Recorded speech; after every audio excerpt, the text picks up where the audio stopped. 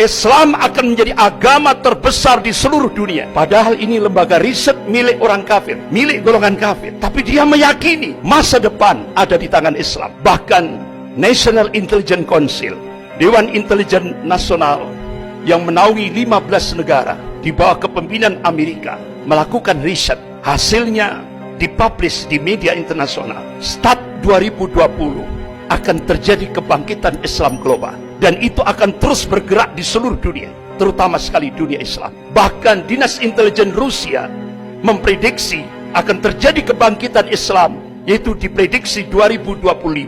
Rasulullah SAW mengabarkan kepada umatnya, qala Rasulullah SAW, inna Allah yab'athu li hadil ummah ala ra'si kulli mi'atin sanatin may yujaddidu laha dinaha. Rawahu Abu Dawud. Rasulullah mengabarkan, sesungguhnya Allah akan memunculkan, akan membangkitkan di tengah-tengah umat ini dalam setiap penghujung 100 tahun, yaitu seorang al-mujaddid, pembaharu di dalam agama ini.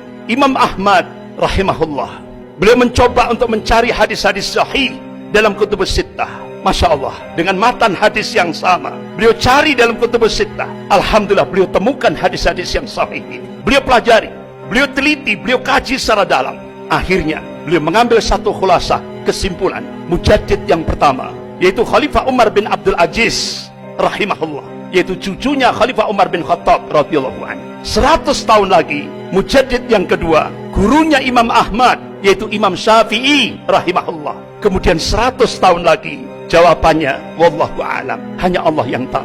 Beberapa ulama-ulama dunia, salah satu di antaranya yaitu Wakil Sekjen Rabidah Ulama Palestina di Biladis Syam. Beliau adalah Syekh Dr. Abu Bakar Al-Awabidah. Selama di penjara Israel, beliau mencoba melakukan riset dengan pijakan Al-Quran dan As-Sunnah dan kitab-kitab yang ditulis oleh ulama-ulama Ahlus Sunnah. Akhirnya beliau mengambil satu kesimpulan, insya Allah, kalau beberapa ulama-ulama Ahlus Sunnah melakukan hitungan matematis, dan itu Hijriyah, tapi dicoba dimasehikan, insya Allah akan terjadi Sofatul Islamiyah itu 2024, berarti kurang 3 tahun lagi. Tapi semuanya wallahu a'lam, hanya Allah yang tahu. Dari hasil kajian ulama Syekh Dr. Abu Bakar Al-Awabidah ini, akhirnya apa yang terjadi? Ketahuan oleh tentara Israel, oleh polisi Israel, sehingga di penjara Israel Syekh Dr. Abu Bakar Al-Awabidah, kedua matanya disinar sampai buta, fisiknya disiksa dengan cara-cara yang sangat biadab,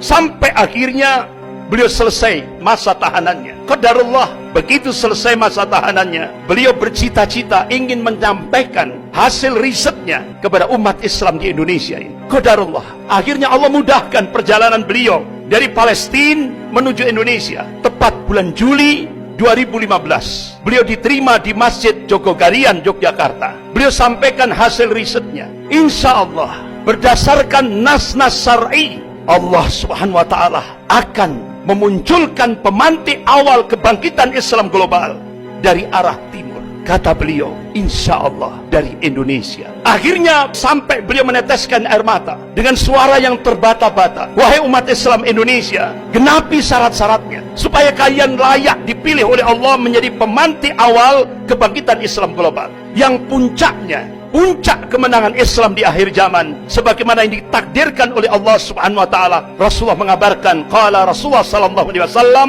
bi Baitul Maqdis wa akna fi Baitul Maqdis. Ini hadis sahih rawahu Ahmad. Jadi pusat kemenangan Islam di akhir zaman Allah takdirkan di Baitul Maqdis dan di sekitar Baitul Maqdis, Palestina, bukan di Mekah, bukan di Madinah. Inilah yang dikabarkan oleh Rasulullah sallallahu alaihi wasallam dan satu hadis sahih rawahu Ahmad. Tapi pemantik awal itu diharapkan akan muncul dari arah timur, yaitu Indonesia. Bahkan terjadi istimewa ulama seluruh dunia, semua berdoa, mudah-mudahan Allah jadikan Indonesia menjadi pemantik awal kebangkitan Islam global, dan itu diprediksi 2024.